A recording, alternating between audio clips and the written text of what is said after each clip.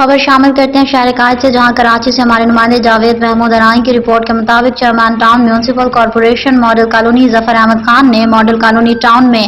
جاری شجرکاری مہم کے تحت UC2 چیئرمین وسیم مرزا کے ہمراہ UC2 انڈس مہران سعود آباد گرین بیلٹ پر پودا لگایا۔ ماڈل کالونی ٹاؤن میں 14 اگست سے 15 روز شجرکاری مہم کا آغاز کیا جا چکا ہے، جس کے تحت ماڈل کالونی ٹاؤن کے مختلف UC کے مختلف علاقوں میں شجرکاری مہم جاری ہے، جس کا town chairman Zafar Ahmed Khan, town vice chairman Faisal Basit نے جائزہ لیا اور crescent public school Indus Mehran کے بالمقابل گرین بیلٹ پر خود بھی پودا لگایا۔ اس موقع پر ٹاؤن کوآرڈینیٹر بلیغ الدین، director park Asif Ghulam Qadri, director sanitation Nayyar Ali Khan, councillor Adnan Idris, crescent public school کے پرنسپل خالد ایڈوکیٹ اور اسکول کے طلباء و طالبات کے علاوہ دیگر بھی موجود تھے۔